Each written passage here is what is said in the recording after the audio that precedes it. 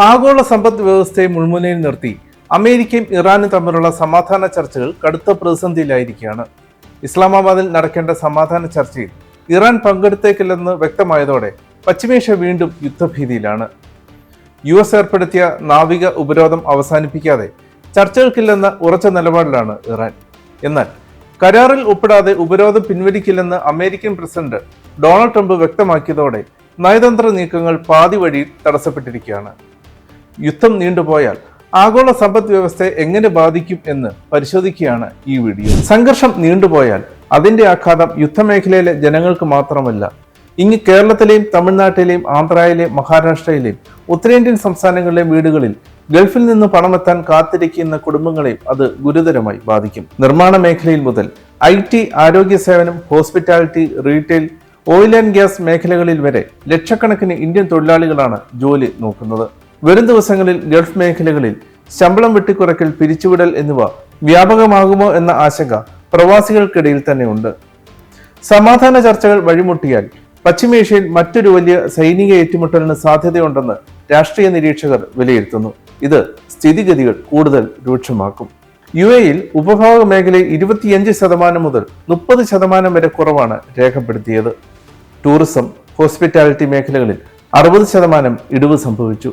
വൻകിട കമ്പനികൾ പല നിർമ്മാണ പദ്ധതികളും വൈകിപ്പിക്കുകയോ ഉപേക്ഷിക്കുകയോ ചെയ്തിട്ടുണ്ട്.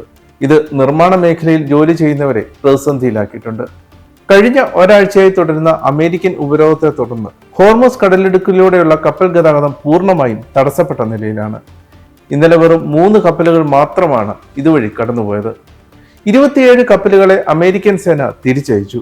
ലോജിസ്റ്റിക് മേഖലയെയും എണ്ണ വിപണിയെയും ഇത് കൂടുതൽ പ്രതിസന്ധിയിലാക്കിയിട്ടുണ്ട്. സൈനിക ശക്തിയും ആയുധബലവും എന്നത് വീമ്പ് പറയാൻ മാത്രം പറ്റുന്ന സംഗതിയാണെന്ന് തെളിയിച്ച യുദ്ധമാണ് ഇപ്പോൾ നടക്കുന്നത്. ഹോർമുസ് കടലിടുക്കിന്റെ നിയന്ത്രണത്തിലൂടെ എണ്ണ വിപണി, കടൽ ഗതാഗതം എന്നിവയെ കൈപ്പിടിയിലൊതുക്കാൻ ഇറാന് സാധിച്ചു. ഇത് നേരിട്ട് ബാധിച്ചത് ഇന്ത്യ അടക്കമുള്ള ഏഷ്യൻ രാജ്യങ്ങളെയാണ്. 4-1 കുടുംബങ്ങൾ പ്രവാസ വരുമാനത്തെ ആശ്രയിക്കുന്ന കേരളത്തിൽ ഇതിന്റെ പ്രതിഫലനം ഉടൻ ഉണ്ടാകുമെന്ന് വിദഗ്ധർ പറയുന്നു. GCC രാജ്യങ്ങളിൽ ഏകദേശം 1 കോടി ഇന്ത്യക്കാരാണ് ജോലി ചെയ്യുന്നത്. UAE മാത്രം 44 ലക്ഷത്തിനടുത്ത് പേർ ജോലി ചെയ്യുന്നു. ഏകദേശം $50 ബില്യൺ ഇങ്ങനെ ഇന്ത്യയിൽ എത്തുന്നതായാണ് കണക്കുകൾ സൂചിപ്പിക്കുന്നത്. ഇപ്പോൾ നടക്കുന്ന ഈ സംഘർഷം 10% മുതൽ 30% വരെ ഗൾഫ് പണത്തിന്റെ വരവിൽ ഇടിവുണ്ടാക്കുമെന്നും 5 മുതൽ $10 ബില്യൺ നഷ്ടമാകുമെന്നും സാമ്പത്തിക വിദഗ്ധർ മുന്നറിയിപ്പ് നൽകുന്നു. കേരളത്തിന് മാത്രം 50,000 കോടി രൂപയുടെ ആഘാതം ഉണ്ടാകുമെന്നാണ് കരുതുന്നത്. കേരളം മാത്രമല്ല, മഹാരാഷ്ട്ര, ഉത്തർപ്രദേശ്, ബീഹാർ, തമിഴ്നാട് എന്നീ സംസ്ഥാനങ്ങളും ഗൾഫ് റെമിറ്റൻസിനെ വൻതോതിൽ ആശ്രയിക്കുന്നുണ്ട്. പ്രതിസന്ധി നീണ്ടാൽ പ്രവാസികളുടെ തിരിച്ചുവരവ് കൂടുതലാകും. തൊഴിൽ മേഖലയിൽ സുരക്ഷിത ലക്ഷ്യസ്ഥാനമെന്ന ഗൾഫിന്റെ പ്രതിച്ഛായയ്ക്ക് ഇപ്പോൾ മങ്ങലേറ്റിയിരിക്കുകയാണ്. നാട്ടിലേക്ക് മടങ്ങാൻ കാത്തിരിക്കുന്നവർക്ക് പോലും വ്യോമയാന മേഖലയിലെ പ്രതിസന്ധി തിരിച്ചടികൾ നൽകുന്നു. പശ്ചിമേഷ്യയിലെ വ്യോമപാതകളിലുണ്ടായ നിയന്ത്രണങ്ങൾ കാരണം ഇന്ത്യൻ വിമാന കമ്പനികൾ ഗൾഫ് സർവീസുകൾ ഗണ്യമായി കുറച്ചു. പ്രതിദിന സർവീസുകൾ 300 മുതൽ 350 വരെ ആയിരുന്നത് ഇപ്പോൾ 80 മുതൽ 90 കുറഞ്ഞിട്ടുണ്ട്. എയർ ഇന്ത്യ 2500-ലധികം സർവീസുകൾ റദ്ദാക്കി. ഇൻഡിഗോ മിക്ക ഗൾഫ് സെക്ടറുകളിലേക്കുമുള്ള സർവീസുകൾ നിർത്തിവെച്ചു. ടിക്കറ്റ് നിരക്ക് ഇപ്പോൾ താങ്ങാവുന്നതിലും അധികമാണ്. ബഹ്റിനിലുള്ള പ്രവാസികൾ ഇപ്പോൾ സൗദിയിൽ എത്തിയിട്ട് വേണം നാട്ടിലേക്ക് മടങ്ങാൻ. ഇന്ത്യയുടെ ക്രൂഡ് ഓയിൽ LPG ഇറക്കുമതിയിലെ വലിയൊരു വിഹിതം ഏകദേശം 40% വരെ ഹോർമൂസിലൂടെയാണ് കടന്നു വരുന്നത്.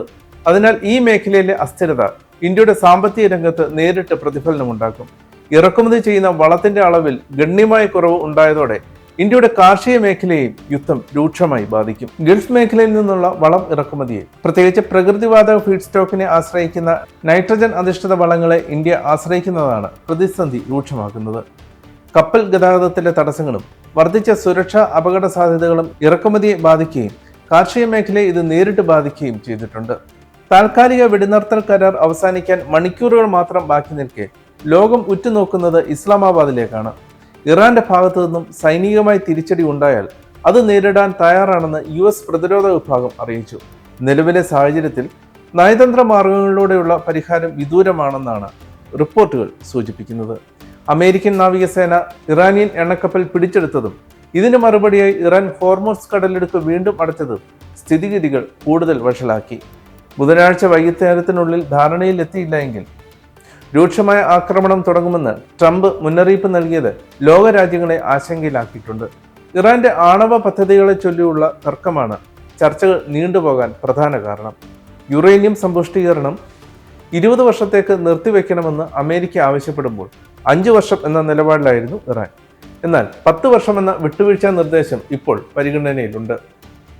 ഹോർമൂസിൽ ഇറാനിയൻ കപ്പൽ പിടിച്ചെടുത്തതിലുള്ള അതൃപ്തിയാണ് ചർച്ചകളിൽ നിന്ന് വിട്ടുനിൽക്കാൻ ഇറാനെ ഇപ്പോൾ പ്രേരിപ്പിക്കുന്നത്.